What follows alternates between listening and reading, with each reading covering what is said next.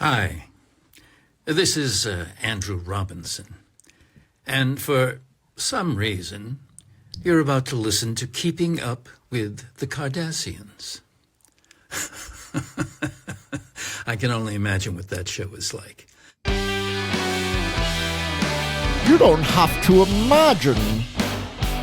You can live it. That was my poor Bane impression. Yeah, that was bad. You'll have to imagine the fire. You can do better. That's kind of how he talked, though. Oh, I'm Bane. Yeah, you're doing a great job, Nick. No, Bane. I'm actually impressed. Bane. I'm Bane, Batman. All right, he's losing it. All right. Welcome to Keeping Up the Cardassians. This is Nick. This is Rob. With special guest host, Sean. Yay!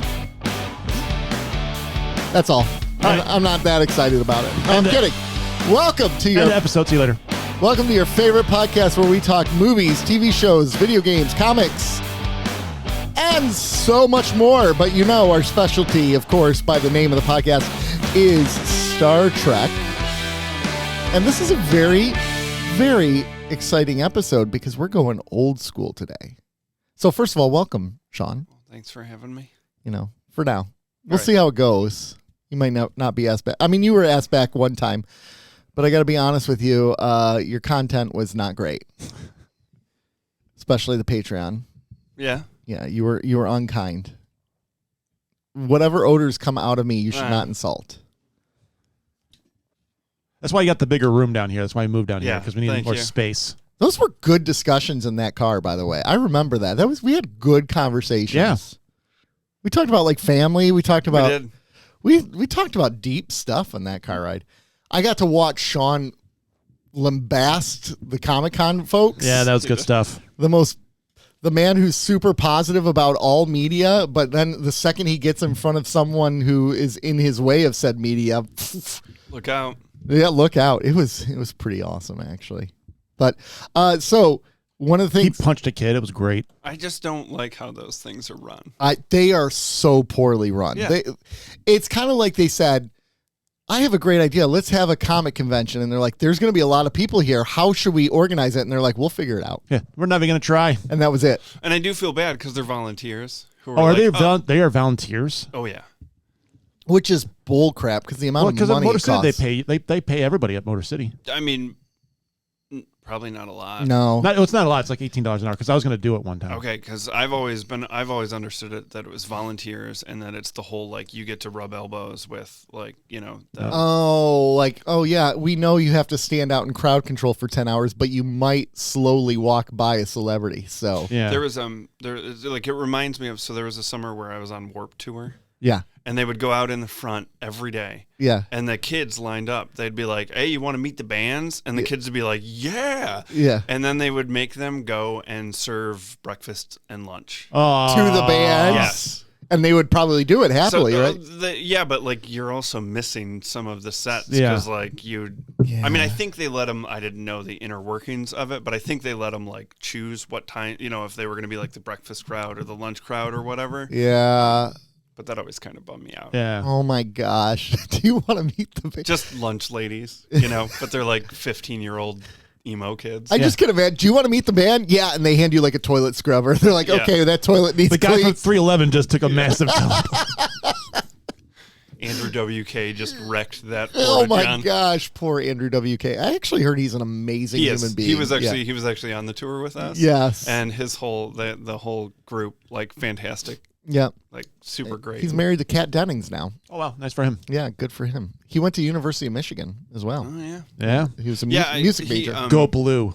The whole Ohio. vibe, like the dirty, like how he just looked gross all the time. Yeah. Turned out that he went to like a concert when he was a kid Yeah. and like felt bad because he didn't look as cool as everyone on stage. yeah. You know? And so his whole vibe was like, I'm going to dress As dirty as and crappy as I can. so that if there's a kid out there, he'll feel. See, like, what an amazing human Yeah, being. he was really nice. I really need to listen to more of his music. I don't know if I'd love it, but I should listen to it. No, I'm not going to listen. I mean, I know like 3 of his I'm gonna songs. bust out that Hell yeah, I am. Mariah Carey. rockin' Mariah Carey Yeah. album. You hear her grunge songs the other day? I did. From Chick. Oof. You know who I've been listening to a lot lately, actually, and it was because of Peacemaker. And no, Steel Panther? It's not Steel Panther. Oh. Foxy Shazam. That's good stuff. Do you know who Foxy Shazam is? So they were the Peacemaker opening season song for season 2. And when I first heard it, I'm like, I really don't like this because I like the old Peacemaker song a lot, right? Yeah. And the song grew on me more and more, and I'm like, dude, I really dig their vibes. I looked up a YouTube video on them, and I'm like, this is a fun band, like very eccentric, theatric on the stage. So I started listening to their music. Pretty amazing. I like them a lot. Foxy Shazam. I have not seen Peacemaker. It's a lot of fun. I mean, it's DC, so it makes sense. Yeah. I'm like, I've seen some stuff of it that seems pretty interesting. Season 2 ties into the Superman movie. Okay. I liked that. Yeah, which is pretty nice. Yeah, and it ties it specifically into the plot of Superman, which is kind of cool. I think sense considering they're. The thing is, like, I didn't enjoy. Season 2 just finished Thursday. I didn't enjoy season 2 as much as 1. I would probably give season 2 a 6, where season 1 I would give like an 8 or a 9.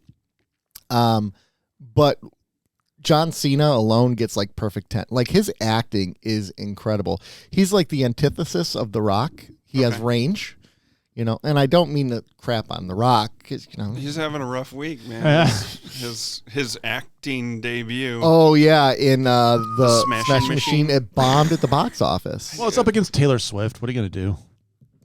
I know Taylor Swift. That's right. She did. She had like a like movie release like thing. visualizers. Yeah, of the song. talking about Travis Kelce's wiener the whole time, in one whole song. It's pretty impressive. His wiener or the song? I'll let you. Both? I'll let you know. Allegedly, if she sings a song about it, it's got to be somewhat impressive. I right? listened to it. Oh, did you? I did. I listened to the album. I don't want the Swiftie army coming after me. Do it. I don't think our Star Trek. So here's fans my like Taylor Swift knowledge. Mhm. Nothing. Huge fan of the album 1989. Yes. And that's it. And like I think it's like I'm just tired of. I'm not even tired of like hearing about her. I don't. Whatever. Yeah. That's fine. Yeah. If they want to pan the camera to her at a football game, cool. Go ahead. Yeah. What I don't like is the absolute like insane. She's a lyrical genius, and people are defending her to the death. Every single little thing she does, and they're like, it's because you don't understand it. And that's their art is subjective, right? Sure. Absolutely. But at the same time, not everything someone does has to be like, it's not like they're always crap and gold, right? Yeah. It's the same, like politics are the same way, right? Except if like, you listen to this podcast, we crap gold. we crap gold all the time. It's true. Yeah, I listened to it. I actually, with that album, I was on my computer in my office and I was doing some work and I put it on repeat while I was doing the work so I listened to the album like 3 times through when all was said and done. By the end, there was a couple songs where I'm like, they're pretty solid, but overall I'm like, this isn't her best work by far. I'd probably give it like a 5 or 6 out of 10. 1989 is a 10. That's a great album. Not my kind of music. But that was her first one with There's exceptions to every rule, John. wasn't that The entire time that I have known you, what is it, 25 years now? Something like that. Your musical taste, I just cannot wrap my I mind know. around it. Mariah Carey, Tool, Brian McKnight, Hey, Hanson. man. Power Man 5000. Back to One, Hanson, baby. That's yeah. a great album. Yeah. Tupac. Oh, Tupac. I can shred some Tupac. Yeah, I know. You get a little scary when Tupac's on. Oh, yeah. You get a little like intense. Yeah. Young Rob comes out. Yeah, he does. Yeah, he does. Young Rob was an angry person. But Yeah, yeah, I think I just missed the cutoff. Yeah, you just missed it. but I think I had a lot go on for a year or two there, and it kind of simmered me down. Yeah. wasn't Jack Antonoff, that was his first album that he produced with her, 1989. I think so. And he worked with her for a while there, and they were killing it. But like kind of you're speaking off air. If I have a, there's a good chance I'm not going to like something. I'm not going to give it a shot because I don't want to waste the time on it. Yeah, understandable. Yeah, and so I can't I don't know anything about Taylor Swift. I Is don't it know like nothing honestly? It was like I think it was that tune "Blank Space" or whatever. It just like got in my head. And I thought- every time I heard it, I'd be like, about her. I thought it was the cock that got in your head. Yeah. Okay. That can happen too. Yeah, it happens. It I has- sort of allow the like best there's of us. like one pop song that will like just find its way. Sure. Every the year. earworm? Hell yeah. Because 2012, when Avengers came out, I saw like 10 times in theaters. Yeah. And the song that they would play was "Call Me Maybe" by Carly Rae Yeah. Jepsen. Hey, I just met you.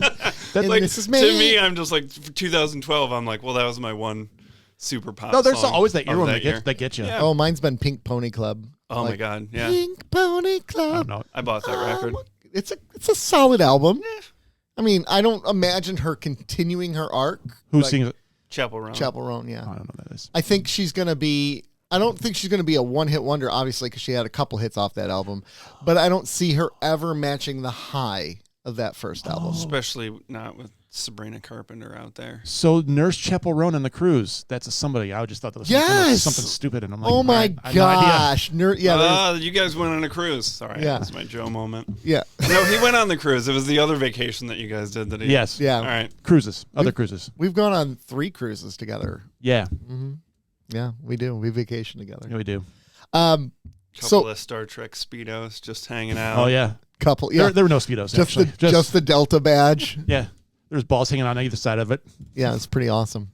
So I was gonna backtrack to what you were saying earlier. Oh my gosh, I lost. Oh, Sabrina Carpenter.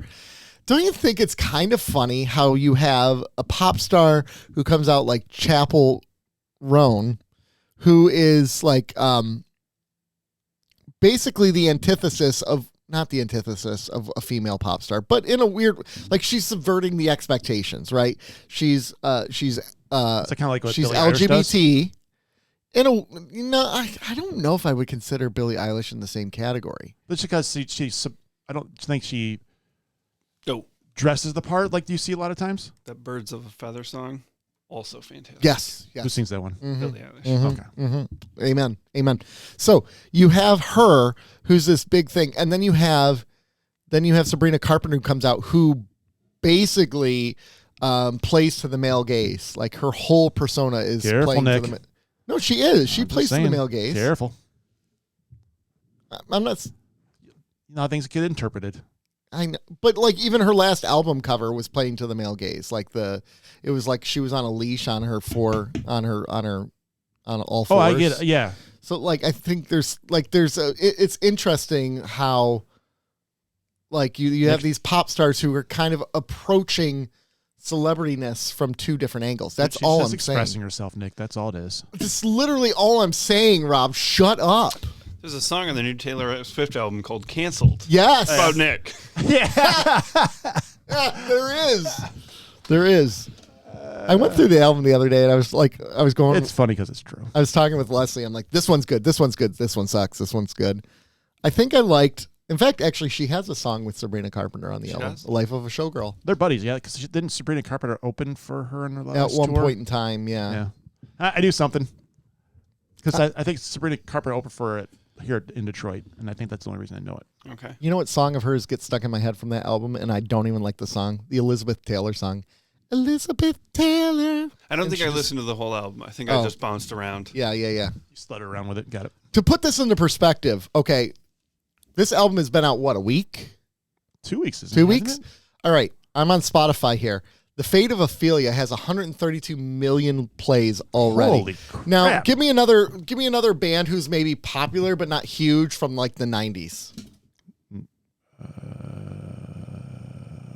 Why? Red Hot Chili Peppers? No, like popular but not huge in the 90s. And you name Red Hot Chili Peppers? Were they huge? Are you? I unplugged. He was listening to "Back to One" by That's Brian true. McKnight. And Tupac, to be fair. Yeah. 1, make a dream come true. 2, just okay. Want to be with you. 3. Here we go. That song was a shit. Blur. They had 1 hit, right? They had 1 hit. Song 2. How many views do you think song 2 has? This American. Yeah. Dang it. Never mind. That doesn't count. Has 1 billion listens. 1 billion. I was Yeah, trying but to that's think- over time. Yeah, that's over what? That's over 20 You're years. talking, Yeah. this is, and I don't even think it's 2 weeks. I think, Oh, here's a good example. Remember Puddle of Mud? Oh my gosh, I remember them. unfortunately, Their biggest hit was, what was it? Was it dude, She why Hates are you? Me? Or is it this one? Is it, That's this guy's. Okay. yeah. Okay. 364 million views in You mean listens? listens in 30 years. That song's not 30 years old. Puddle of Mud was early 2000s. Was it? Yep. Oh. It would have been right around the time when we started hanging out. Okay. Real dark time. in 2001. 2001. music. Yep. It was it was truly the end of the grunge era. Yeah, the we moved alt into grunge. this post Because grunge. that's when you get them. That's when you get Nickelback. That's when you get crappy Bush. Bush got bad. Bush got real bad. Yeah, they did. Chemicals between us. I didn't mind that song. Yeah, I like that I song, think it was but after that. it was after that. Okay, all this is to say, No, there's a weird How thing that's kind impressive. of happened in production where there's like no dynamics when it comes to stuff like that, and so it just kind of sounds like a wall of sound. Okay. You know, there's no distinction, yeah, Yeah. and that's like that. it's like Spinal Tap. It's got to be turned to 11. That Everything's got to be falls into that yeah. category. And the other thing is like I feel like we're gonna go keeping up with the '90s music. No, it's fine. The problem that I have with that is I feel like our generation in particular, because of like the way that we listen to music and the birth of like Napster. That was a crappy song. We are. I'm sure you listened to a lot of that at seminary school. I actually did not listen to any of that. I never listened to Christian music growing up. Never. You were no Jars of Clay fan? No. Oh gosh. No DC Talk? No. DC Dude, they're canceled. You want to talk about a band that's Oh, canceled? yeah. Woo-hoo! That's just the one guy. No, Newsboys, right? Yeah. And here's the thing. Yeah, but I'm pretty. He was in DC Talk too. Yeah. And then he went to Newsboys. Yeah.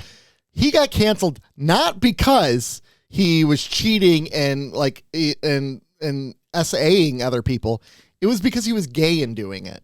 Like that was the thing they referenced. It wasn't the fact that he was, which is just, you know what really grinds my gear? Christians who pretend like the worst possible thing is being gay while they're doing terrible things. Yeah. Yeah, That grinds my I gear. think that's across the board. Yeah. No, it's not with That's not- Christians. it's not. No. I mean, with everyone that's not. Oh, okay. Yeah, that yeah. And some folks that We're are. in the same. Yeah. That really Right. grinds my gears. I like it. Anyway, go ahead. You were going with your 90s. Yeah. I Sorry. think I lost it. This is what happens on here. It's my fault. Welcome to Keeping Up with the Cardassians. I have something to say, and I forgot it. No, with like the birth of Napster and us, kind of like I think we unfortunately devalued a lot of bands from that time period. Like, and I feel like it's finally kind of coming around. Like, there's a little like, Well, 89X is back. yeah, I mean, it's a lot of that music. Yeah, it is. yeah. I mean, It's a lot of that music. it's just weird because I see bands like Bush touring with bands from the early 2000s that kind of like there's an argument to be made that Bush, aped an earlier sound, and then now Yes. they're touring with a band that aped their sound. Yep. And I think it's because the audience sort of like we were the first audience that I feel like quickly turned. Yeah. Like you go to Pine Knob when there's like a Cinderella Dokken tour and it's sold out and Yeah. everybody's into it. And then That's a really good point. I saw Garbage and Noel Gallagher's High Flying Birds at Pine Knob, yeah. and I had bought seats, and they came up to us at the beginning, and they were like, "Oh, you got lawn seats?" And they were like, "No." We were like, "No." And then they went up to some other people who had lawn seats, and they gave them seats because they had sold so few tickets for this Garbage and Noel Gallagher show. That's the one that just happened? It was like 2 years ago. Okay. And you thought that should have been huge for the 90s people, Yeah. right? It's Garbage. It's Yeah. Shirley the dude Manson, who right? wrote, Yeah. the dude who wrote all of the Oasis songs and performed a bunch of, because we saw Noel Gallagher like quite a few times, and he did, plenty of. I mean, I like his solo stuff, so I was fine. Yeah. Got into an argument with a dad once there because they were Noel Gallagher. One That time, doesn't sound like you to get in a random argument with someone. it wasn't random. It was specific. It was very specific. We were there. Noel Gallagher was opening up for the Smashing Pumpkins. Ooh, Okay? that's a good show. And so this dude stood up with his phone in front of my face. Oh, no, that's not and cool. was Shazamming the song to figure out if it was like, is that the guy? And so I was like, hey, man, yes. Like the thing that you're trying to Google It is right that now, guy. it is that guy. Like you are watching that guy. This is his solo band. 3 of the people on stage were in Oasis. You're seeing it. Pay attention. Put your phone down. You're Maynard. Oh, dude, it just the phone thing kills me. You're Maynard. I hate it. Yeah. Here you go. Here's some Bush. See, I like that song. I actually think I'm going to see Bush not long. They're good. Yeah. Hell yeah. I see Bush all the time. Everywhere I go. So Fracking deal. I never see it. I think I was invited to see Bush. I don't want a bloody bun. Yes, I don't. It's very true. It's true. yeah, so he words were exchanged. He left, never came back. Oh, wow. You scared him. Or to loop I it. answered his question. He didn't need to keep the phone. Like, and No, all I no, was, you're and right. it's like it started as like a, hey man, just so you Just know, so you know that is the thing. And then he kept it up. And didn't then it was, he And- was still chit chatting, and I'm like, Did he have some beer in him? probably. Yeah, see, that's the thing. Everyone gets fired up when they get alcohol in them at concerts. Like, there's no peaceful conversations that can happen in a concert. No, you Especially get, when you get the tap one on guy his who One shoulder. of my gets favorite things to do on Monday mornings after Sunday football is just watch fat guys kick the crap out of each other in the stands at every game. That's so true. It doesn't happen at Ford Field as much as it happened at, No. at the Silverdome. The Silverdome. Silverdome, Oh or- my God. Or if you're in Philadelphia. Ooh. Oh yeah, the Silverdome was wild. Yeah, 80,000 people I crammed. just in- feel like it's like Over like a the sports day team. after Yeah. the day after Black Friday. You'd one watch of my all the favorite videos. days on YouTube. Just Not watch anymore, though. watch people just tear apart. Yeah, now it's not funny because it's like we're literally watching the crumbling of society. We're like, no one's at Target And anymore. everything's so expensive that I do understand people fighting over Yeah. a toaster now. Mm-hmm. But this is like 10 years ago, like watching, So I'm going to bring this all back around so we can move on to a different to topic. Chapel Roan. Back to Chemicals Between Us. Okay. 40 million views. Listens. Listens. All time on Spotify. Ophelia already has 132 million in 2 weeks. Chemicals Between Us. Everyone from our generation knows that song. Now, what if those 132 million listens We're by 5 people. actually did something with that power? I see where you're going. Yeah, that's true. That's a different podcast though. That is a different podcast. Righty tighty, lefty loosey. Never heard of it. Nice, All right. nice work. So Nice work. We're 20 minutes in and we've just talked music, and that's fine. We're gonna talk, and we got a few other things to talk about though. Okay. That we need to go into. Couple things, and I'm just gonna rapid fire these, and you tell me which one you want to invest time into talking. I like it. All right. Here's the things. Get ready. We got a synopsis for the new Highlander movie. Okay. We have Marvel confirms the return of Foggy Nelson for season 2 of Daredevil. We have a Daredevil costume reveal for season 2. Matt Reeves, the Batman script, left people emotionally moved. Oh. James Gunn wanted Deadpool to appear in Peacemaker. Oh. New Jumanji movie. Batman Nightfall comic series. I saw or that. multi-part animated movie. Or this is going to be the winner. Jim Caviezel. Yeah, is not going to be Jesus in the Passion of the Christ. Son 2, of a bitch. Passion Harder.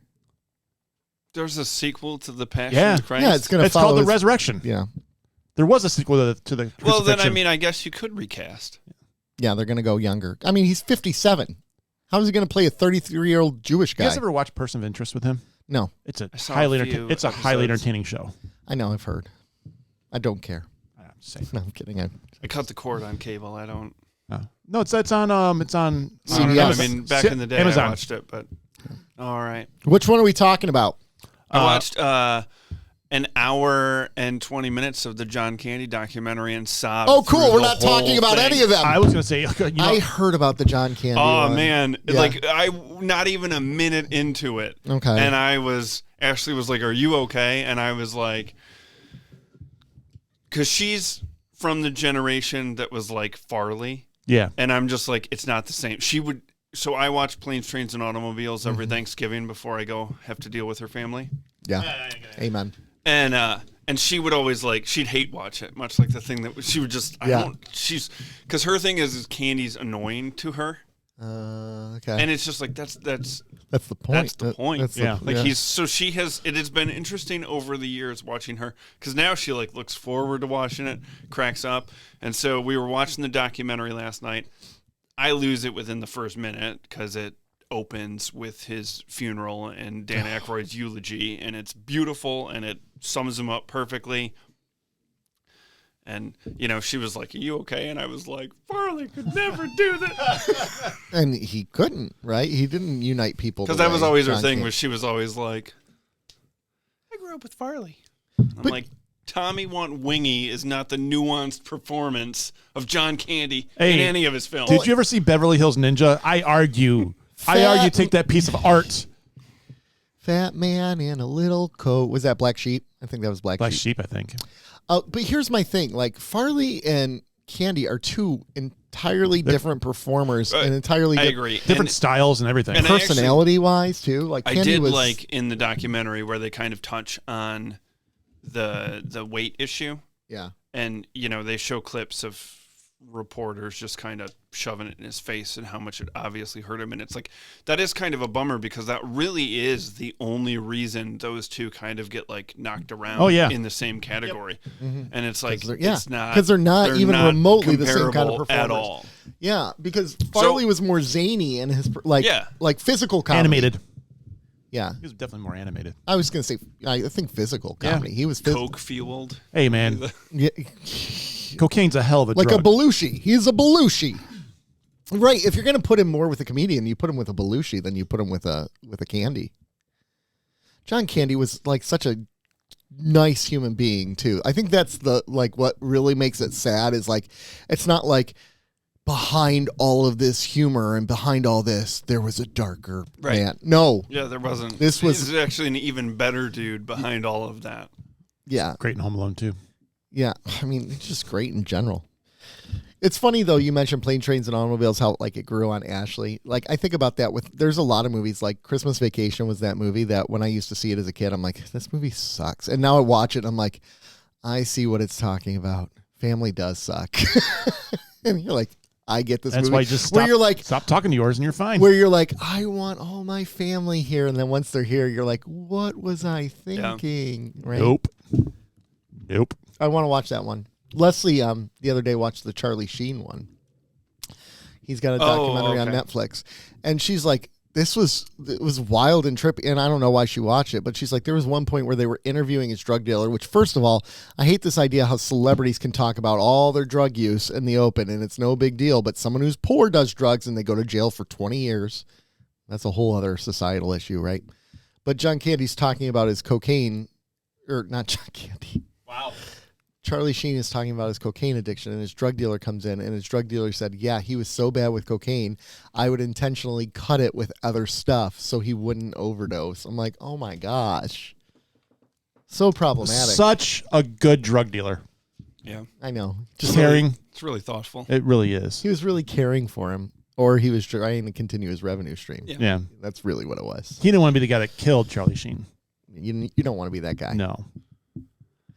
Though, if Charlie Sheen had died of an overdose at that age, everyone would have been like, yeah, I expected that. No Hot Shots 3? Dang it. No one would have been like, oh my gosh, this was such a shock. No one would have been like that. He didn't come back for the Major League sequel, did he? I don't think so. Okay. Did they do I watched the first one a few weeks ago. He was in Major League 2. He was? Yeah. Oh. Okay. Yeah, he was. Because he lost control of his pitch. Oh, it was Does he play for the Tigers? Okay. It was Wesley Snipes that didn't come back for Wesley 2. Pipes. Yeah, he got too big. Yeah. Right? Yeah. Because Tom Berenger was in it, right? Major League 2, 94, Charlie Sheen. Tom Berenger. Yeah. Dennis Haysbert was back in it. Omar Epps. Yep, he took over the. Yeah, it was The token black guy pretty much, unfortunately. on a baseball team. Didn't they make a couple of those, the Major League movies? I'm sure they did, but I stopped. It's probably like American Pies where they just kept going and going and going. You have to know when to quit. Like I've never and will never see a From Dusk Till Dawn sequel. Okay. Oh, First I get. one was perfect. Yeah. I watched Sinners a few weeks ago. Very reminiscent, right? I was like, this is where I get Taylor Swift. I wasn't. You didn't do it for you.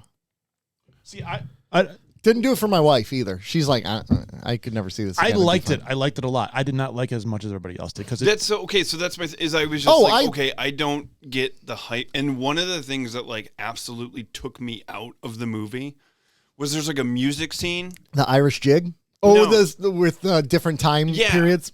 where I was just like, what is happening? That was Leslie too. That was her moment. But like the whole point was, it was like the music was transcending Sure. time and connecting. All, yeah, Yeah. I hear you. And the entire time, I was like, From Dusk Till Dawn did this better, because the twist happened like on a dime. yeah. In From Dusk Till Dawn. Yeah. Like I remember kind of going into that movie not even really knowing what I it had was about opening Same weekend, thing. and was just like, But I Shit, think that's the difference though, because they advertised them very differently. This movie was advertised as a vampire movie. From Dusk Till Dawn was not. true. Yep. And what I wound up eventually liking about Sinners is I actually really liked the wrap up and the post credit scene. I would watch a movie about that. Right? Where he goes to see him again Yeah. in the 70s, or was it, or the 80s? I think it was the 80s. Yeah, like late 80s, early 90s. Yeah, because they were like, I would watch a sequel with them. I'd buy that for $1. He goes to see him again, and he talks about how much he still misses his So brother yeah, after I all these years. liked Yeah. it. But I think if I had gone to the theater to see it like first weekend that it opened, We did. I probably would have liked it a lot more No, it wasn't first weekend. Mm-hmm. Was it? It was sold out, man. Oh. without the hype buildup. Yeah. Because the hype buildup gave me this like, ooh, this is gonna be like. Because From Dusk Till Dawn was one of those weird, like I legitimately, like my dad read the review in the newspaper and was like, "Hey kids, we're gonna go see this," and I thought because it was the height of like post Reservoir Dogs, post Pulp Fiction, kind of the height. So I thought I was walking into a Quentin Tarantino like crime film, And it was at first. And it was. at first, and then all of a sudden like Salma Hayek does her thing, and And I'm you're like looking at your I'm dad, like and you're 13 like, this years is, old, like. This is the best movie ever. We got to go home. I have to pee for a really long time. don't open the door. I think we all had that same reaction. No, because I was the same way. I went to From Dusk Till Dawn just because I worked at the theater, so I got free Right. movies. So I'm like, let's go see this movie. And I'm watching. This is really kind of grabbing. And then the vampire twist. I'm like, the fuck just happened? I hear you on the Sinners thing. I think. So I enjoyed it, but I if the hype had sort of See, I had no expectations going into it, and then that's why I loved it. If I probably saw it again, I might not enjoy it as much. I mean, Michael B. Jordan, I will always enjoy. That guy he was impressive. in that. everybody was really good in it. Yeah, like everyone- I said, I just felt It just like I didn't was connect kinda for like, you. Okay. Yeah. I'd be curious to think of what you see of the movie Weapons. I'd like you to see that one Okay. with Julie Garner, Okay. Silver Surfer, and Josh Brolin, Thanos. All right. Oh, nice. Oh, and Benedict Wong. Okay. Oh, He's in there as well, I think. Am I wrong? I don't know. I didn't see it. Benedict Wong, is that What's his name? The Wong? Well, that would just be lazy casting. with Doctor Strange. Yeah. Yeah. I'm just having fun watching you try to figure it out.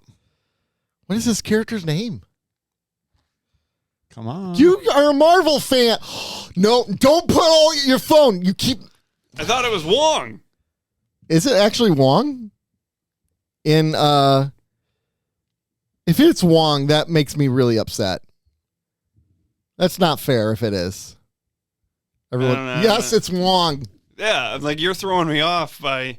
His name is Benedict Wong. What am I supposed to? Okay.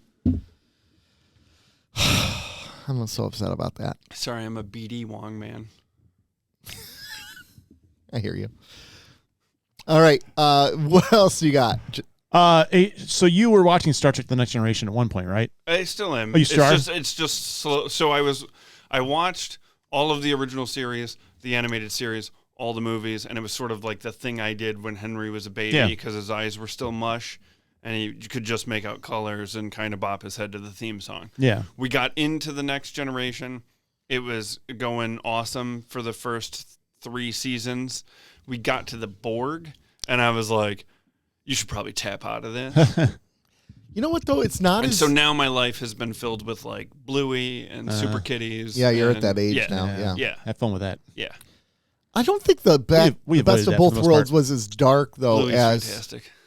Like, I mean, you had darker episodes before that, like the slug episodes where the thing, like, they blew up the guy's face Oh, that was good stuff. in the first season. Conspiracy? So, thankfully, this is like God just stepped in on my parenting skills because we're sitting there some Saturday morning, both of us on the couch, our Star Trek onesies, watching that episode, and it buffered Right at that moment. right at the... Good old Paramount Plus. And so, like, Ashley came in, got him, they did something else. I went downstairs, finished it, and was like, whew, man, did I dodge a parenting bullet on that one, because that would have scarred him. Yeah, that would have been rough. Yeah, it'd been great. Yeah, so I was pretty happy. So good. I think it might have been conspiracy where I was Yep. like, it's time for me to just do this myself. And I was getting annoyed with Wesley. Oh, yeah. Same. And so I stalled on the episode that he leaves the show, and I didn't realize that he left. Okay. He leaves. And when he comes back, he's not nearly as bad, too. No, he's not. Oh, where are you at now? Crap. No, I've never heard that episode. I'm trying to. Deanna lost her empathy. Oh, so you're yeah, like- yeah. And yeah. she's like, you guys don't understand how hard it the is. episode, The Loss. Okay. Yep. Yeah, exactly. So we're in season 6 right now. We're going to start. Not generally. We are in season 6. We're on pause. I don't know. Well, I guess generally because we did Tapestry. Yes. Sorry. You're right. I am aware of where you guys are at. Because you listen to it. I do. Yeah. Okay. I have a sheet at home that my neighbor printed up because we were doing it together. Your rankings? Yeah, no, not our rankings. He had it with air dates. Oh. Okay. So that when I get to Deep Space Nine, I watch them as they were coming out. Oh. Well, that gives me an erection. I mean, it doesn't take much. Oh, no, it doesn't. It doesn't. So that's kind of cool that you guys are that you're kind of going to do that. Is he going to listen to the show in the future? I think he might. Okay, good. We'll give it a shot. Maybe start with this one. I'll since be you're on it. curious what you think of Deep Space Nine, because I know how you are with media, especially Trek, and Deep Space Nine takes a very different turn. So I'll be curious. Great series. You guys are going to owe me some cash because I blind bought the series just based on your recommendation. So if I hate it, Yeah, I mean it's I don't think you'll hate it, but I'll be interested what you think of a different tempo. how it ties into Trek. I'll be interested on that. it's weird because it'll be the first one that I don't have like an emotional connection to. Yeah. So, and like that, even when I was watching the episode that I chose as my favorite, like I was like, I could have picked so many Right. because there's such a strong, like, to me, it's like a warm blanket, Yeah. Gotcha. you know? And Yeah. I hear you. I have like, that OG reminds me of childhood. And then the next gen reminds me of like my best friend's house on the Yeah. weekends. Yeah. It's the Next Generation. My sister and I used to watch it. They had reruns on Channel 50. Which sister? My middle sister, Heather, not Melissa, in Vegas. Not my Vegas sister. Is the Vegas sister hot or something? I think he said she was. I never said she was hot. Which is weird. Ew, I never said she was hot. I showed you a picture of her, and you guys are like, okay. No, he said she was hot. No. Nick is creepy. No. We need a timestamp for that. Yeah, we have know. to find that We need to episode. Was that on? Was that Drop on it was right that on in. a Patreon? That was on a Maybe, Patreon. we got to get our producers out here. All right, we got to get the producer. Hey, look that up. Yeah, would you? Yeah, we should just honestly, anytime we have something like that, just look at the screen like the producers and like, or pretend to talk to someone off screen. Yeah. Hey, Hey, can you look that up? Yeah. Exactly. We got to go into Trek here. Yeah, go. But again, I'm going to wrap this up. We were going in truck. I'm going to tie us back to Major League because they made a Major League 3 and it was called Back to the Minors and it starred famed Star Trek actor and Quantum Leap actor Scott Bakula. Oh, So what a there we nice tie-in. It all ties go. together. It bombed at the box office. No shit. $3.5 million at the box office. That's rough. Major League 2 made $53 million. It's no smashing machine. I did want to see that too. And Major League 1 made $75 million. So talk about the law of diminishing returns. $75 million, $53 million, $3.5 million. Wow. That's sad. But they should put the pitch clock on 3 and see There what was a happens. time period shift there, I think. There really was. Because when I saw the discrepancy between the time periods of Major League 1 and 2, I was like, oof, comedy shifted. It did. It very much shifted. Well, and that was kind of the end of the zany comedy that, like, almost like who did like Top Gun and Airplane and David what's his Zucker? name? Dave? No. No. Why am I blanking on that? And that's really upsetting me. Your producer should have looked that up. I know. What are you doing over there? Look at this damn shit up. You are right. It was the Zuckers. Huh. Sorry, you're right. But that was kind of the end of like that era of films too. I mean, Airplane was 80, and then they had Airplane 2. I think was 85. That's why I like with Naked Shatner. Gun doing as well as it did this summer because it kind of brought that back and actually performed well. It was okay. It was The first half was great. First half was great. Second half, not so great. I was laughing the first half. All right, Star Trek. Yep. So, as you know, we have guest host Sean here, and one of our things that I sent him a message, and I said the way we're doing it right now, we did it with Bill too last week. Very good episode, by the way. Yeah. I liked Bill a lot. Bill did a good job. In spite of the fact that he's, not as good as me. I hear you. I don't know. I don't know. I think there needs to be a shuffling of the deck. I think it should be me, Bill, and somebody else. That would be freaking hilarious. Like 3 totally. Did you just kick us off our own show? Or like Joe comes back. Oh my gosh. It's you, Bill, and Joe, and then Rob and I are on the couch upstairs. Or the We're producers. the producers. Oh, are we going to be cuckolded? We're going to be in the chairs in the corner watching you guys record? Hey, Rob, what's your door code? Even better. All right. So anyways, I texted Sean and I said, Sean, here's your challenge. We're going through the series, and we're right now we're not doing season 6 yet. We're going to do that once we go to a more permanent host. But right now we're just going to go through some people, and we're going to find out their favorite episodes of Trek, and we want them to review it. So what is the episode you have chosen for us today, Sean? It was difficult. I had quite a few that I was narrowing it down on. Yeah. And I chose The City on the Edge of Woo, woo, Forever. woo, woo, woo. And the crowd goes wild. Little joke. It was like I can actually, yeah. Yeah. Balance of Terror was up there. Balance of Terror was a good one. We actually covered that on here. The first Klingon was in there, or not the first. The first. Romulan? Yeah, the first Klingon, because that Klingon voiced Apocalypse in X-Men the Animated Series. And you can hear it. Dude, when I was a lot of little those kid Klingons watching come back those in old DS9. X-Men cartoons, Apocalypse was terrifying. Yep. On those, they did a good job in the Yeah. cartoons with Apocalypse. That animated Voice is series, That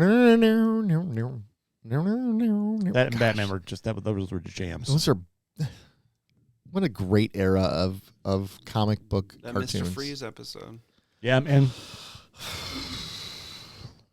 Rip Nora, rip. I recently rewatched all those Batman movies, like from the beginning. the- We went through all of them. Okay. Yeah. The movies? Yes. So, like, all of them? Yes. Okay. Except for the '60s one. Okay. Yeah. I wound up liking Batman and Robin more than I Oh. liked Batman Forever. Because it leaned completely into the zany, Yes. right? Yeah. Exactly, and it was because Ashley sort of was like Batman younger Forever when tried to that be came out. both. And it was all Tommy Lee Jones' fault.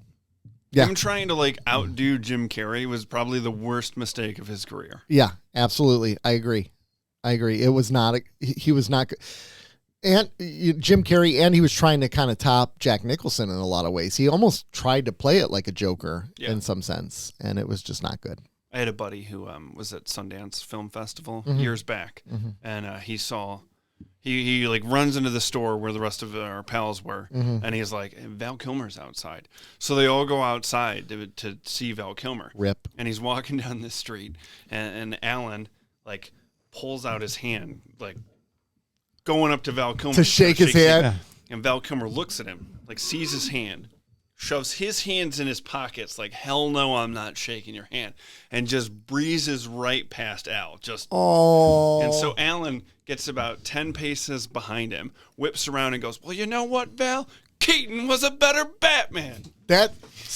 Hell yeah. I like it. Hell yeah. Shots fired. You should have said Clooney was a better Batman. I mean, really taught him a lesson. I do get it. Like, celebrities don't always want to be bugged. But, Sure. like, there's a different way you can approach that. And if it's just one guy, just shake his hand. Yeah. Move on, bro. But Keaton was a better Batman. Oh, yeah, he was. Hell yeah, he was. Maybe not I a bumped Bruce into Wayne. Harvey Keitel once while walking the streets of New York, and it was terrifying. Yeah, Harvey Keitel, Yeah. that would be He's an terrifying. intense Super dude. nice, but Oh, good. Yeah. super intense. Yeah, that was a weird, like, the first time I ever went to New York, it was weird how many, like, celebrities I saw just sort of walking around. I'm too much of it. Like, I'm too oblivious when I'm walking around. Yeah. Like, I won't recognize, like, you could be my best friend in the world and I wouldn't recognize you if I saw you in a mall and I didn't know you were there. I would not Like, recognize the you. first time I walked everywhere, I was, like, terrified of the subway, didn't want to pay for cabs. Yeah. And it wasn't like I was terrified of, like, ooh, subways are scary, I'm going to get stabbed. It was more like, I just don't like being in a tunnel. That's a lot of people, too. Yeah. A lot of rats down there. And so And turtles. And turtles. Yeah, well, I mean, I would have loved the turtles. Da-da-da-da-da-da-da. But yeah, so I walked everywhere and was just, and like, you know, I wasn't like chasing anybody down, or the Harvey Keitel thing was literally I like bumped into him. And you said, what are you doing here? And then was like, so. I hate this thing. All right. So speaking of Harvey Keitel, City on the Edge of Forever. That was a bad segue, I know. So There's got to be some way we could. Joan Callan, somebody's got to connect. you know the drill. Somebody, I got to summarize the episode, and it's not. I sum up the whole plot. I don't give you a synopsis, I know. but I'm going to do my best here. I made sure that I refreshed with the Wikipedia entry today, and I was like, why am I even doing this? Yeah, you Because see Nick's just going to read it. I'm just going to read it. Our episode's coming up. He's doing a script read by himself. The Enterprise arrives at a planet that's having some time discrepancy issues, and the ship starts to shaking. The ship starts to shaking, and McCoy's on the bridge, and he's giving some medicine to another patient. But as he's giving the medicine, he slips and he jams himself with all the medication, which basically makes him go freaking nuts. And he runs off the ship and he beams off the ship onto the planet. He beams onto this planet and there's this big gateway. And he goes through this gateway into a different era or he goes into the 1930s of Earth. And because he does that, it erases all history. So Kirk and Spock decide to follow him. They end up in the 1930s in a homeless shelter where Kirk falls in love head over heels with Edith Keeler. Edith Keeler, who actually was supposed to die, but in this timeline, she was saved by McCoy. And because she was saved by McCoy, Edith Keeler led a peace movement that led to the United States staying out of World War II, which led to the Nazis winning. And during this episode, they realized they have to let her die. And towards the end of the episode, there she is in the street, and Kirk, Spock, and McCoy are standing by, and McCoy goes to rescue her, and Kirk pulls him back, and boom, hit by the car. She dead. And McCoy's like, my God, Jim, what have you done? He doesn't say it like that, but you just see the sadness in his eyes. And they beam back, and time is reset back to how it was. The end of episode. See, it's less than a minute, my summary. Sure. Wasn't? Dang it. Remember when you used to think it was 30 seconds and we're like, it's not 30 seconds. It's not dude. 30 seconds. It's not 30 seconds. No, it's not. So we're currently living in the timeline where Edith Keeler didn't die. We're getting there. We're getting there. Yeah, because I don't see a United Federation of Planets happening. I don't either. Though, to be fair, for a United Federation of Planets to happen, World War III has to happen first. That's Okay. true. Oh, And we're very close. Well, we're more close to a Civil War than a World War III, but, I don't know. So, you know what's so funny? Like, I got to be clear with this. This is a show that you need to look through the production lens of a 1960s television show. And it's hard to do sometimes. And you need to look at the acting like a 1960s Sure. television show. because McCoy's acting is a little. Yeah, he was a bit much. He was a bit much, right? But if you can put yourself in that time frame, no. Like, No. yeah, if you put yourself in that, like, it was on point. Like, Yeah. that's what they were going for, right? For sure. Like, this is what the direction was. And, like, I think one of the biggest issues that I have, I didn't grow up watching TOS. Next Generation was my first Star Trek. And then I went right into Voyager. And then from there, Enterprise. Then backtrack to Deep Space Nine, right? Like, that's my... And the movies, of course, are in there. Movies are the jam.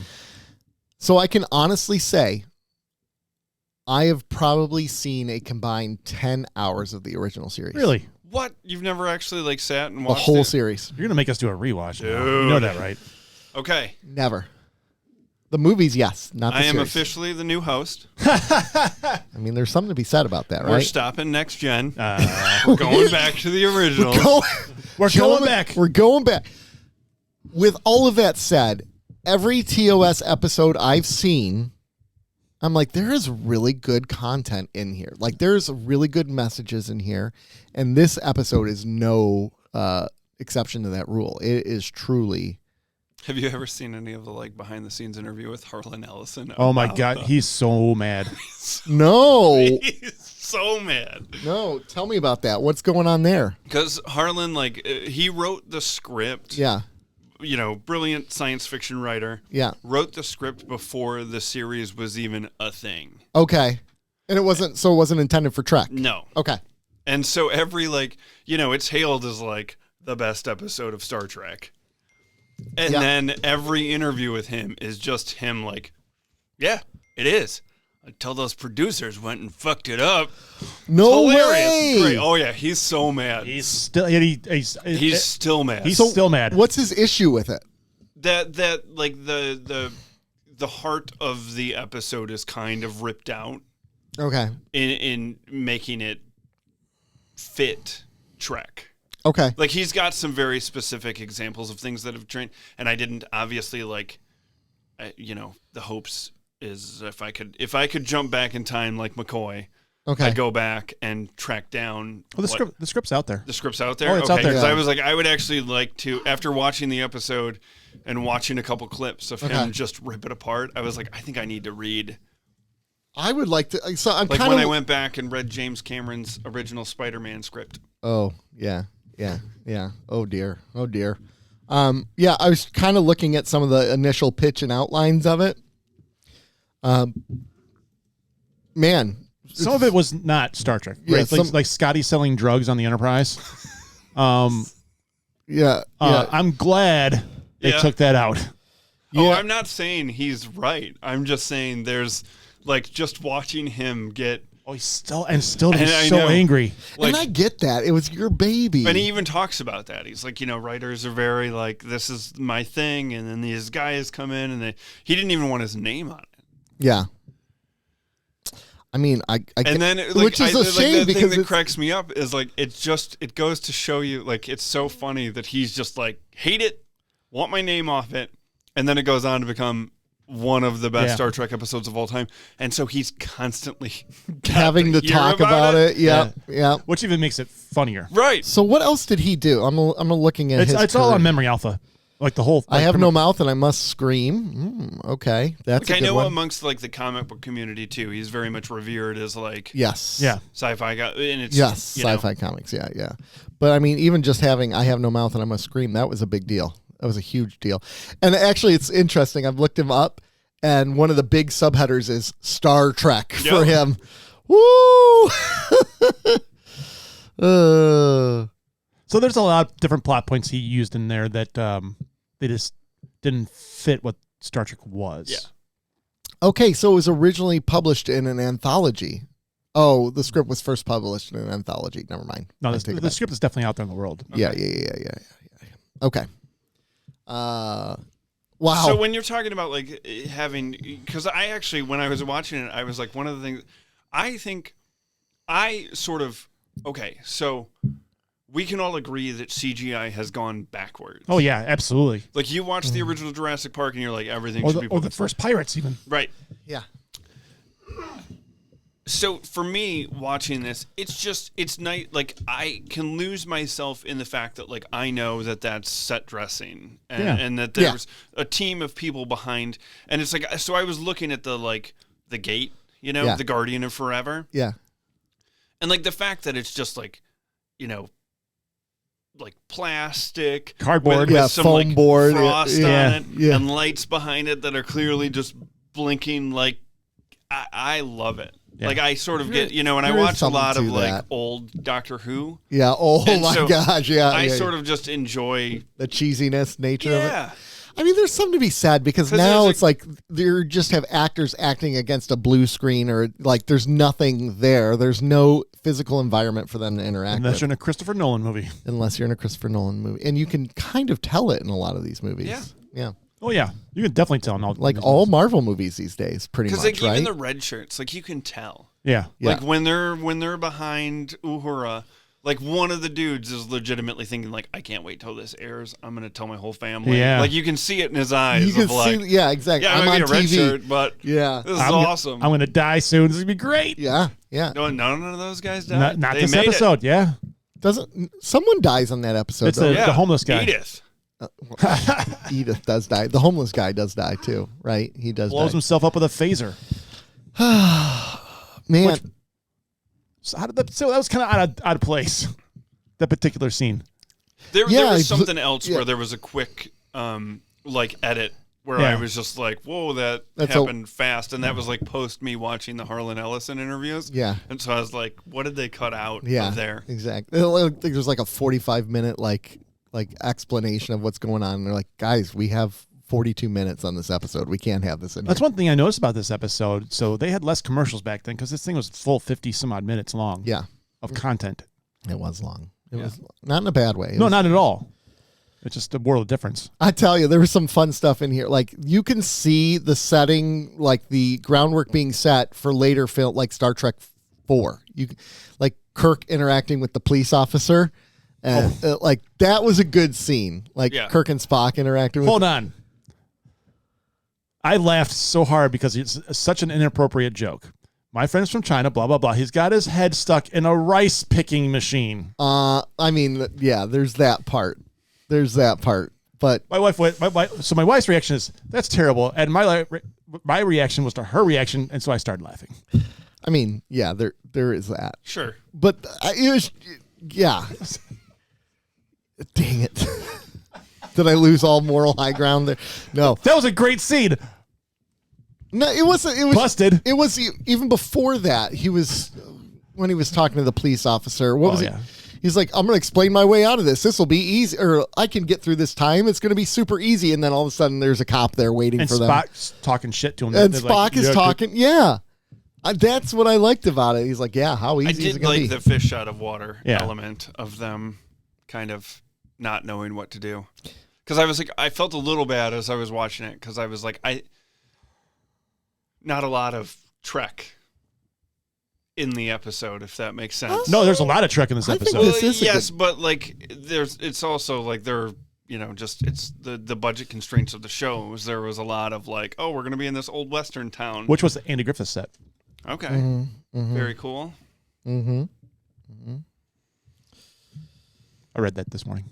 Nice. I'm looking at some of the quotes. My friend is obviously Chinese. I see you've noticed the ears. They're actually easy to explain. He caught his head in a mechanical rice picker. That's terrible. It's not great. All right. But it's a product of the 60s. I didn't write it. I'm not. It's a great scene. Yeah. Well, I doubt he wrote that part. You think? I mean, it was the 1960s. It was the 60s. Yeah, it was a different era where they're like, it's not racist to say things we believe. No, that actually can be racist.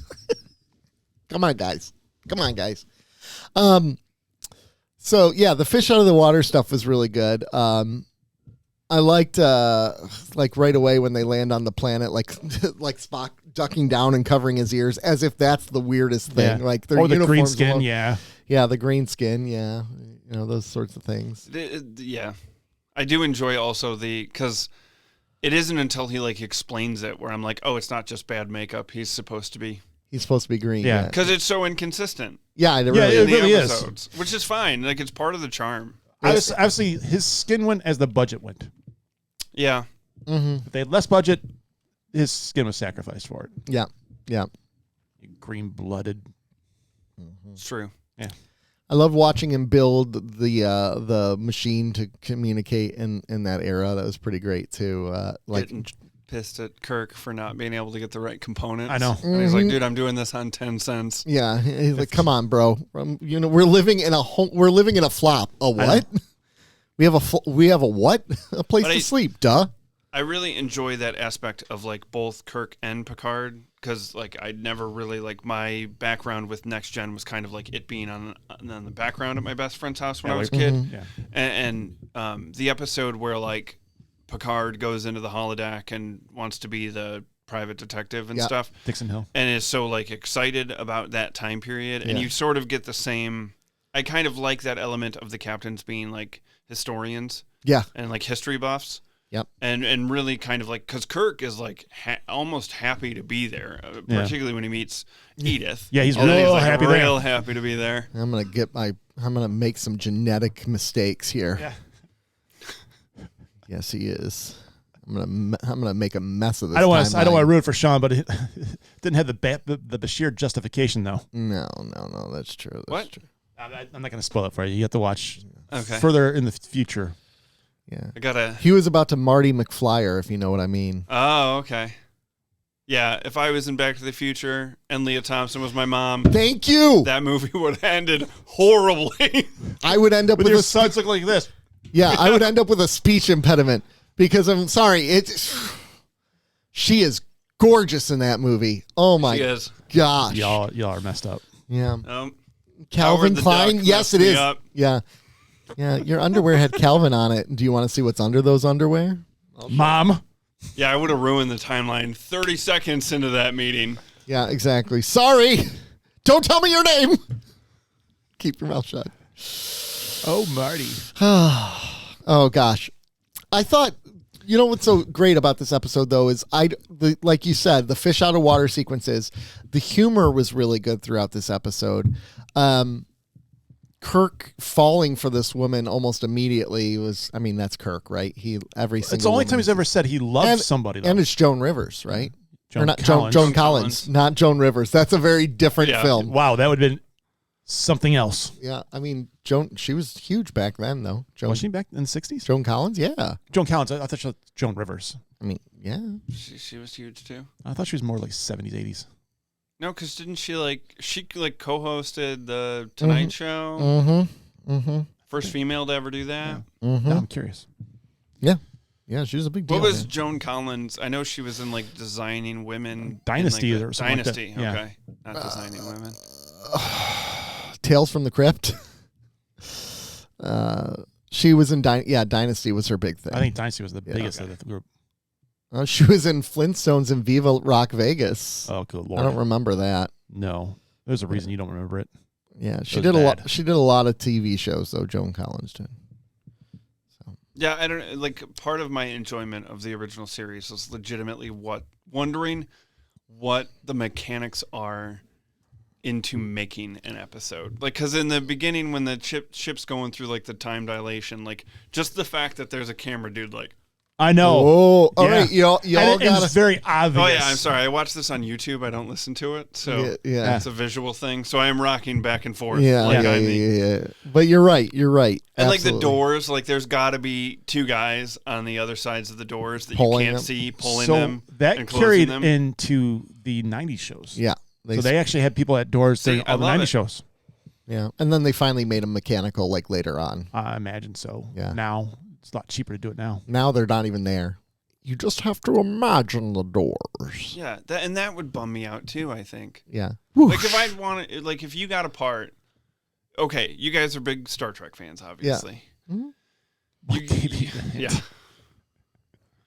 Star Trek. I've never heard of it.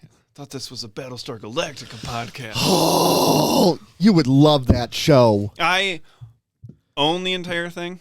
You would love it. But the writer's strike messed up where I don't know how to watch it. Oh, I can help you, sir. Okay. We didn't even watch we didn't watch Blood and Chrome. We didn't watch The Plan. There's like season 4.5, and the other rub is I have seen the finale. Oh, that's really a shame. Yeah. Actually, So I had a buddy who you already know how it his ends. cable went out. Yeah. And I was like, oh, you can just come over to my house and watch your dorky show. And so he came over to my house, and Hey, it wasn't me. I Don't was play like, me. no, yeah. And so he came over to the house because he wanted to watch the Battlestar Galactica finale, and it was just sort of on. So I have an idea of Some how it people ends. hate that finale. Some people love it. Some people hate it. It's a Is very it the like they land on Earth? yeah. Is that kind of the? They finally find Earth. That was like Yeah. my dad when he was like he always wanted Star Wars to end with like Them arriving at Earth or something, or being Adam and Eve. Han and Leia's kids be Adam and Eve. Right. That's basically what happens in Battlestar Galactica. Never heard of it. Such a great series. What a great exploration of theology, great exploration of the politics and theology, great exploration of genocide and what is genocide and war. Battlestar Galactica at times was more Trek than Trek was in that era. Because Have you had you ever Enterprise. seen the original? It's very cheesy. But have you? Yes. Okay. Very cheesy. I mean, I have. So I'm not a big fan of Battlestar Galactica, the original, okay. Okay. or the other show. Back to this episode. I want to talk about the big thing about Edith Keeler and how time was changed just because of her death or her not death. The butterfly effect of that. So first of all, I think that's, again, awesome because you're exploring the idea of like little minor changes can lead to major changes in history. And at the same time, are we implying that we get bombed by Japan in Pearl Harbor and we're still like, now we're not going to go to war? Or do we just go to war with Japan instead of Germany? I don't think it had any implication. Or is in the any implication that Japan doesn't bomb us because we're like, it's very obvious we're not going to war with anyone, so Japan leaves us alone. Well, the threat was because there's a peace movement, right? Right. So the peace movement either qualms any kind of uproar about maybe the war, Yeah. or there's a less of a reaction to Pearl Harbor. So if our reaction was a little slower, what would have happened? They never actually said what happened on Earth after World War II. Just said that we didn't win it. Welcome to Earth. And we don't know Edith Keeler's reach. Right. Right. Does she Does she she influence impact that guy who was mangled by a rice maker? Does he go back to Japan? Am I going to get canceled? No. Yeah. No, does World War III ever happen in the Star Trek world because peace happened and then it didn't have The Nazis are in control, and so or, they didn't. or it didn't have that need for that evolution to go. There is go an Star- episode in the original series where the Nazis are in control because they sent one of their own guys. Yeah. That Yeah. happens. It's like, I mean, I think It's all all Peacemaker season 2. Enterprise does that as well. They have the Nazis in control in one America episode. does that now. Voyager does that kind of with Nazis Bring it back. a little bit with the Hirogen, which I like those episodes and Yes. Voyager. So it's an interesting thought, like this idea that even just delaying the United States entry into the war by a couple months allowed Germany to develop an atom bomb, which honestly would kind of make sense. They were pretty close to it after the end of World War II. Scoreboard. Even on a smaller scale, the episode kind of makes me think about things in my life where, like, The butterfly effect. What Yeah. would have happened if, my mom hadn't passed away when I was a teen? What would have happened like, if you weren't I at that? would've- Yeah. Yeah. The road forked, like, where would I be now? If Oh, my yeah. life would be completely different. And sometimes, like, I like the way that it went more than the possibility of what could have happened. Because if that doesn't happen, you don't end up, performing in your bands. I You don't don't meet wind up- Ashley. Yep. Henry's not around. Henry's not around. Yeah, isn't that Yeah. weird how that works? I think about that And so, too. like, retroactively, like, years away from this, like, explosion in my life, Yeah. that the ripples are still being felt. Yeah. Like, I look back with new eyes, and, I often have to say this to Ashley sometimes where I'm like, because I've dealt with the loss throughout my life, but she still has moments where she can tell, like, Henry will call her mom grandma. And she can tell, like, there will be moments where it's like, wow, that's kind of a bummer that she doesn't didn't have happen. that. Yep. Yeah. And then I kind of have to be like, well, Yeah. might not even happen if Right. not for the loss. Right. I actually think, like, for me, the butterfly effect was when I was 5 years old, I broke my leg. I had to repeat kindergarten because I missed like 4 months of kindergarten and I was super immature. So they made me repeat kindergarten. So I flunked kindergarten. But if I didn't flunk kindergarten, I wouldn't have met Leslie, right? Like because we met in the same grade in middle school in band. So we wouldn't meet, we probably wouldn't end up getting married. Like, it's crazy how one event from so long ago can make such a difference. And you would never even know. Like, if that event doesn't happen, you never even know what you lost, which that's what's so incredible. Even thinking about it now, all the decisions we made or haven't made, we don't know what, like, the ramifications of what could have happened. We can't even contemplate the big changes in our lives they would be. Right? Like, it's so funky to me. And I love the idea of Star Trek. And it kind of exploring ties that. into what we watched last week with Tapestry. Sorry. Yeah. No, you did what I do, so I Yeah. appreciate that. You pronounced the word wrong. Yeah. So about how that one little thing changed Picard forever. Yeah. Yep. It's crazy how that works. And yeah, I like that. One thing I also enjoy about this episode is, again, because you're working on a limited budget, a lot of shows, like, the big thing in writing is show, don't tell. But when you don't have the budget, you have to tell, don't show. So, like, Captain, the Enterprise is no longer there. Oh, no, Earth is gone. Like, they just assume, or they don't actually know, but they can't show it, right? So, And of course, the woman has to be, Captain, I'm scared. Captain, I'm scared you hurt. Yeah.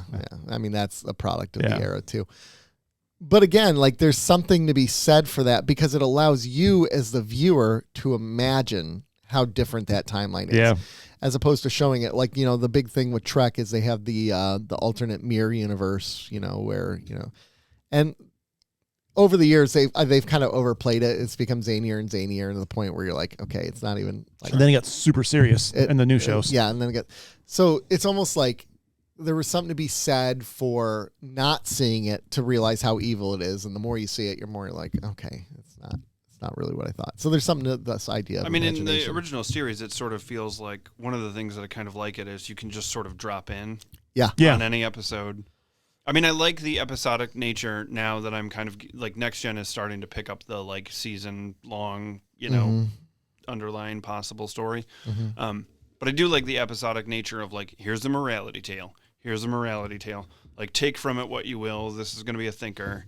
And I don't like that is something that we're missing these days because everything is built for like, even in comics, like everything's kind of written for like, oh, we can package this in a trade and you can read this 6-issue story and be done with it. Yeah, we got to build up to this universe and build this. Right. Yeah, exactly. We're leading to a culminating event. It's like there doesn't have to be a culminating event. It can just be stories that people are drawn to. Yeah. Right. Yeah. I totally had something I was just going to say, and now I lost it. What was it? Was it my history? No, it's not my history. Oh, yes. Now, on the flip side of that, of the like us being able to give 2 examples of where our life was possibly positively changed by the butterfly effect.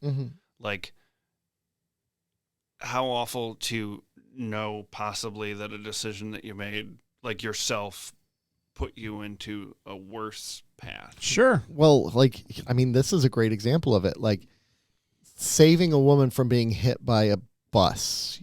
How can that be a bad thing? But it puts them on a worse path, right? Like, Right. So imagine a good act that you've done in your life saying, I should not have done that good act because if I didn't do that good act, XYZ would have happened. Yeah. Wow, that's a weird thought. Sure. Yeah. It does go both ways, probably. I shouldn't have met with Rob in a backyard to talk about a podcast because it created in the worst podcast ever becoming into existence. That's true. It's true. It's true. We got a cool McCoy line. I'm a surgeon, not a psychiatrist. Yeah. Yeah. You got to like those when those come up. Man, that drug really That messed with up. him. Holy Yeah. crap. His face. Oh, man, the whole works. He must have taken Tylenol when he was a little kid. 'Cause did you see all the red dots on Yeah. I do love that 1930s medicine was able to like knock it out. Yeah. cure him pretty easily. Yeah. It was a wet towel. He just needed a wet towel. That's it. You know what, though? When you're a little kid, sometimes a wet towel does help. A little nappy. Yeah. And every time I see Old Bones, I'm reminded of how good Carl Urban was. Yeah, like He really nailed it. and I like that he was really the best of the by far. Yeah, if Strange New Worlds ever does McCoy, I'm really worried because DeForest Kelly is so good. Carl Urban knocked it out of the damn park. And he didn't try to reinterpret the character because the character really, quite honestly, is flawless. Yeah, his bones. Yeah. I like bones. She left me with everything but my bones. I love that. The culmination of his name. Yep. So great. In that universe. In that, I mean, that was I know. probably the same universe, but I also appreciated Bill for saying that he didn't like all the sex that Spock was having in Strange New I'm Worlds. not a big fan of this. I'm not a big fan of it, too. Dude, you guys told me to watch it. I watched the first episode and was like, nope. with I Lon. didn't see No, it's a T'Pring, dog. Oh, T'Pring. Yeah, the very first That's episode. his fiance. That was his fiance, man. that. All right. And have you seen Buff Spock? I mean, Ethan Peck's a good-looking man. I mean, I'll get to it eventually. No, it's It is good it's series. a good series. It's a very good series. There's a certain amount of unprofessionalism in the third season on the ship that I just don't love. Yeah, I mean, if you really wanted to, like, the romance stuff kind of goes away for Spock for a while, and then it comes back in the late second season. It was just jarring because I had finished the original series. And then you go right in And then go right into that. And I he was goes And just he like, left. young Spock. yeah, and it's, production values through the roof. And I'm like, I miss my guys in rubber suits. Yeah. I'm sure you do miss that rubber. Anything else from this episode that stands out, gentlemen? No, it's just a really good episode. When I was watching it yesterday, I was like, crap, I should have picked something else. Because what can you say about this episode that hasn't been said? Yeah, I mean, that's true. I mean, like, to me, this is why Trek is known. This episode right here is why Trek is known, right? Like this, what other episodes in TOS are ones that are still talked about in such high regard? Well, it's The kiss. interesting, too, because it's like so for me, But that's a moment, like being not a the whole episode. comic book fan, like there's a 2-part story in X-Men called Days of Future Past. Like 2 issues. That's it. And it changed the book for decades. And they constantly go back to that Yeah. and it's like, it's perfect. Just leave it alone. Yeah. It's kind of like Star Trek with the Borg. Yeah, exactly. Okay. Voyager overdoes the Borg a lot. All right. They lose their threat. I mean, First Contact goes back to them, but it works in the context. But that was the of first time I went back to them in years. Yeah, exactly. You didn't go every episode in a season, it felt like. Yeah, well, yeah. But you're right. You go back to the well too many times, it's no longer threatening or dangerous or scary, right?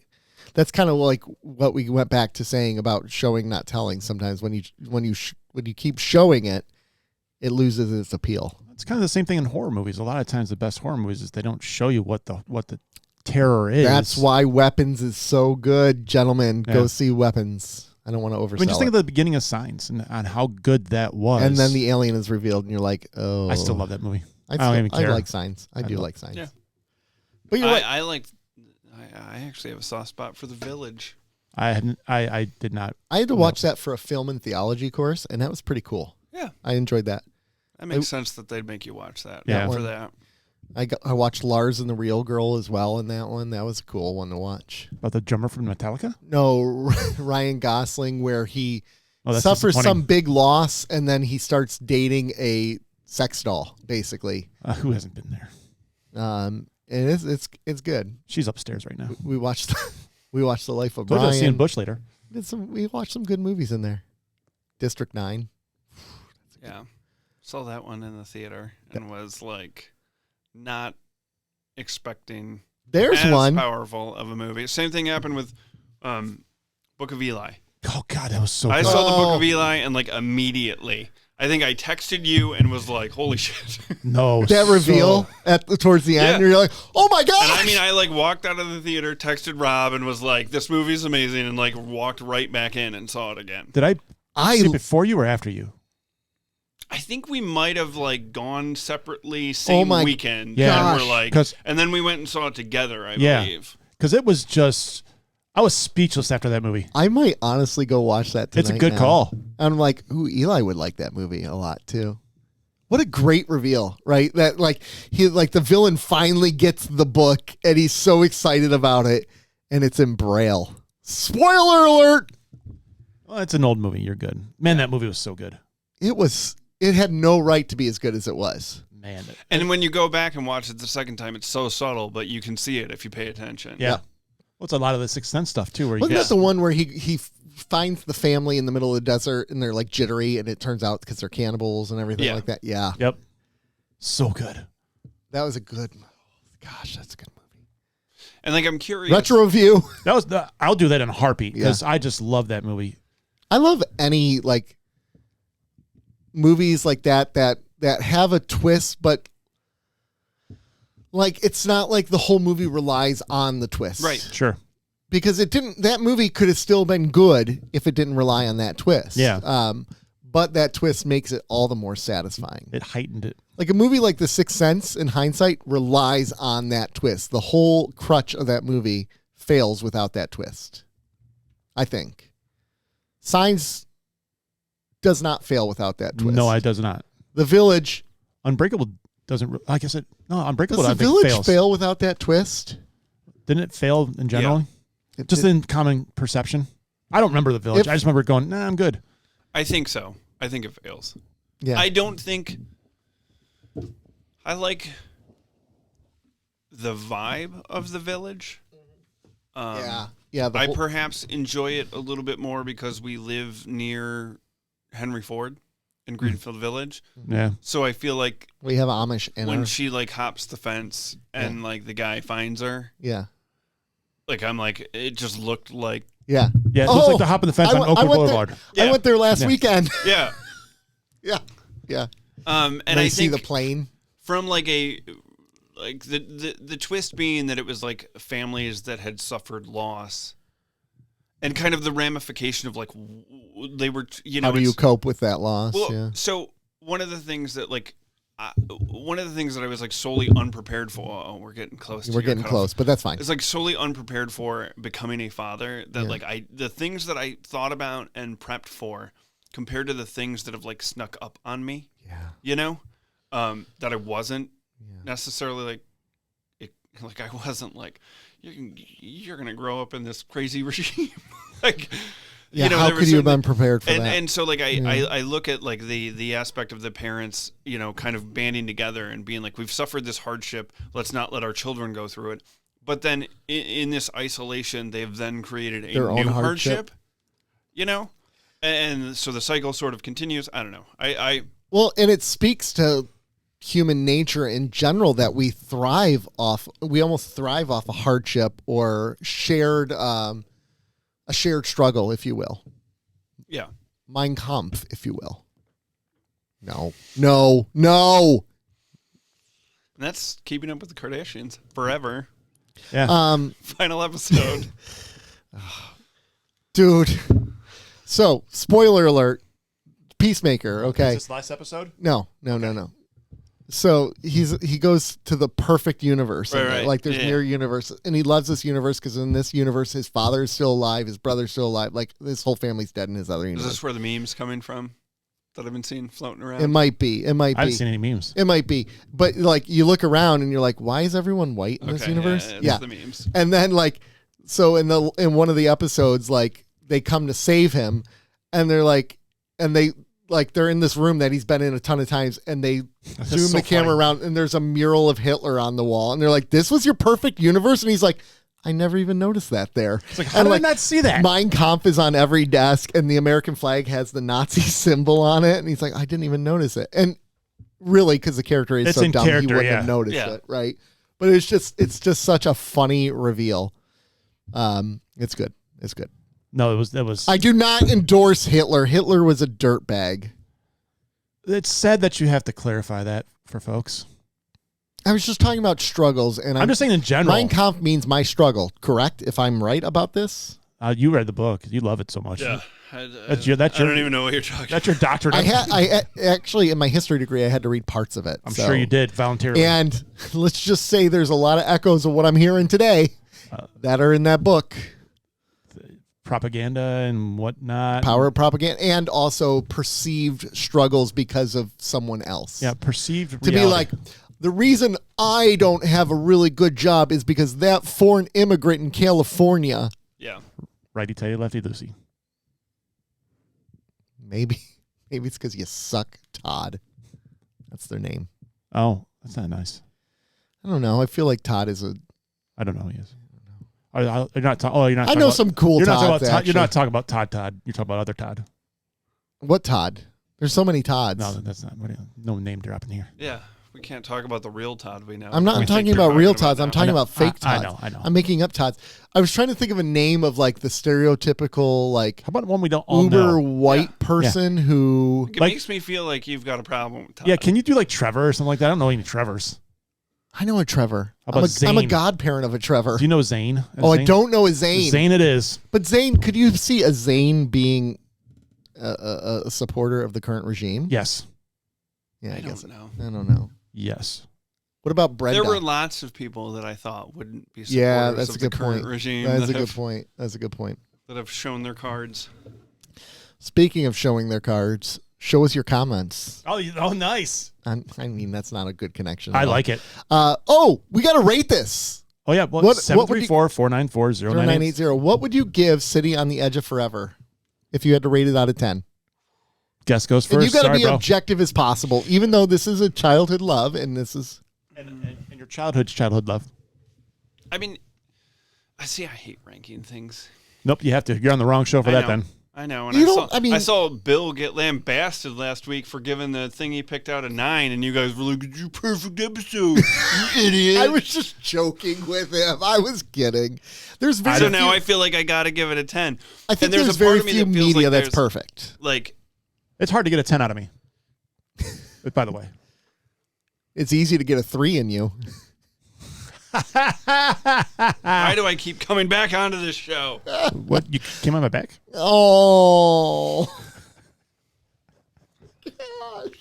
Sean. Did you Bill Cosby me? Whoa. Come on. That is canceled at this point. Come on. That's worse than mine. No, it's not Mein Kampf. Okay, that's true. Guys, I know. come on. And we're saving all the worst stuff for the very end. So, like, when you storm out, like, we're like, we already got the content out of you. Sorry, We man. don't- Sorry. We don't need any. We don't need you at this point. You've been on the show before.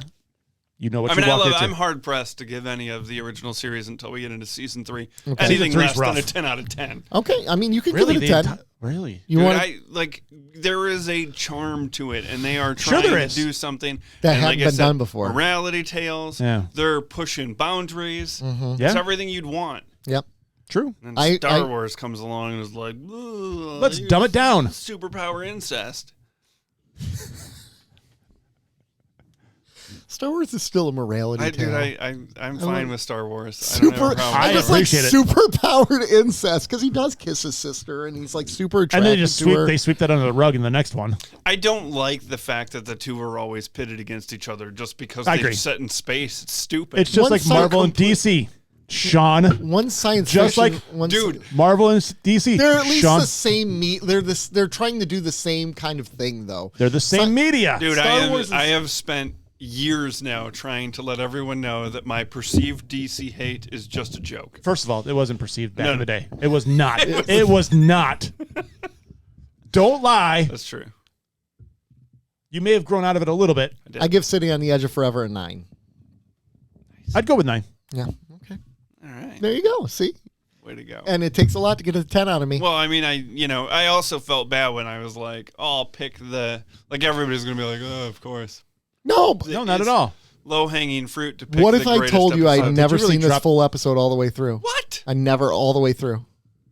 Did you really say low-hanging fruit? All- You really dropped one of those I've terms. seen- I'm sorry. This is It's an a episode work thing. where I'd watch 20 minutes of it and then I'd go off and do something else and then not see the end of it, or I'd see the last. Like I've seen the whole episode, but never together Or never paid it. Not paid attention to it. until 2 days ago, and I was happy about it. You guys got some balls starting a Star Trek cut.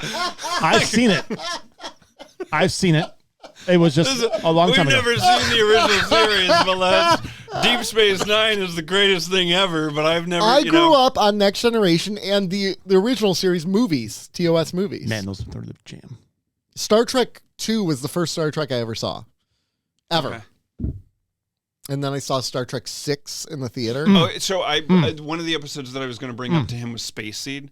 because I had never seen Space Seed, but had seen The Wrath of Khan. Yeah. And I remember watching The Wrath of Khan because it was name dropped in a Bare Naked Ladies song. Oh yeah. I was Okay. like, I've been watching Wrath of Khan. that This is was me in a grade 9, answer on Star baby. Trek Jeopardy. Nice. This is me. I'm not supporting the Patreon because your former co-host talks shit about me. That's why I shanked him and he's dead in the corner.